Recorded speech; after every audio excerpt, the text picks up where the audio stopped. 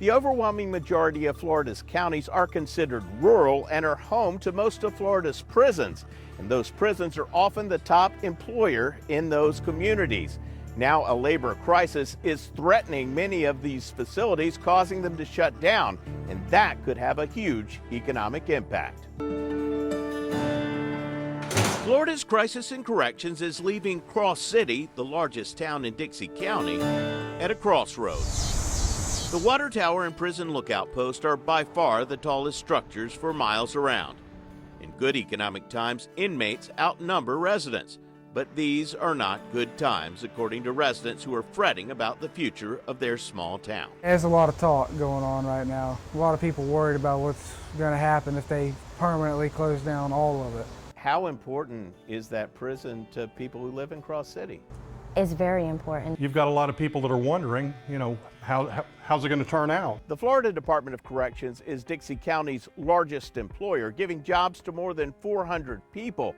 Currently, 2 out of the 3 units at the Cross City Correctional Institution are closed, meaning those employees have to travel to other prisons for work. Of 18,000 security positions in Florida's Department of Corrections, 5,500 are currently vacant. That's led the state to close prisons, work camps, and work release programs and consolidate inmates and staff at other facilities. If you close down the prison system in some of these rural communities, you're going to find it's going to reshape those communities. All of those rural areas, some of them, that's their only economy. So as you begin to close them, you're hurting them. Chris Doolin of the Florida Small Counties Coalition recently expressed that concern to lawmakers. The Department of Corrections has a very close relationship and importance to the communities that they exist in. Most of them are fiscally constrained. The institutions are economic drivers. The majority of Florida prisons are in rural communities, which have fewer than 150,000 residents. 39 of Florida's 67 counties are considered rural. This scares our small counties when one goes down like this. Dixie County has 17,000 people, 1% of Hillsborough County's population. They ain't known for being the richest town in Florida. Even with full prison employment, Dixie County's poverty rate is 22%, almost double the state and national averages. Ramshackle houses with rusty roofs dot Cross City's landscape. There's always going to be an adverse effect when people's jobs are on the line. At the town's combo barbershop and thrift store, haircuts only cost $10. But when people aren't working at the prison, not as many people are sitting in Bart Malden's barber chair. Not just them, but their families. Then you've got the other businesses that rely on them to do business with them. Customer Tristan Weaver says his mom and several friends work at the prison.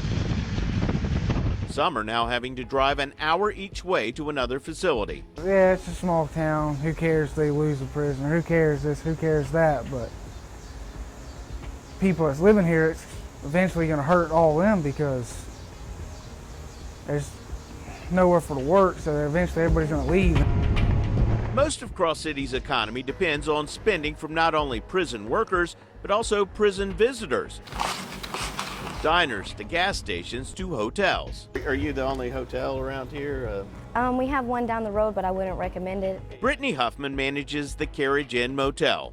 $71.50 a night, Friday and Saturday, $82.50. It's not exactly the Ritz, but it's the closest hotel to the prison. So for decades, guests have stayed there when they come to visit inmates. Since it's closed down, I haven't had any people to visit because you can't visit, and it's not open for them to go there. And Brittany worries local residents who now commute could end up moving away, taking those jobs with them. Her grandmother, who has worked for the prison for more than a decade, is among them. That's probably the only job that pays decent around here. All the other ones, no. She knows that firsthand. I work 7 days a week, no days off. We're open 24/7. I have to answer all through the night, doesn't matter. If I miss a customer, I lose business. I make exactly $500 every 2 weeks. With taxes being took out, it leaves me $426. The Department of Corrections says even with starting pay for corrections officers going up to more than $36,000 next year, workers are hard to find in rural communities. Young people are moving to big cities for higher paying jobs. It's where I grew up. It's where all my friends grew up. Tristan Weaver is not following in his mom's footsteps, but he doesn't plan to leave Dixie County. He was recently offered a job as a sheriff's deputy. His home. It's home. Yeah, it's the only way to put it. It's home. I wouldn't leave it unless I had to. As we were reporting on the many issues facing the Florida Department of Corrections, a surprise announcement from Governor Ron DeSantis' office that the Secretary of Corrections was stepping down. As the I-Team has reported as part of our ongoing Crisis in Corrections investigation, Inch leaves behind a troubled agency that has a 30% vacancy rate for corrections officers. The Florida DOC is under federal investigation for sexual assaults at its largest women's prison, has paid out millions in lawsuits related to substandard health care and employee misconduct, and has had to shut down prisons and programs in recent months.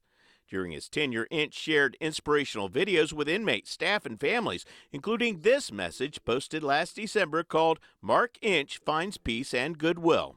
When I am tired, I become discouraged. In other words, I start to lose courage. Deep inside me, my heart hurts and my spirit sinks.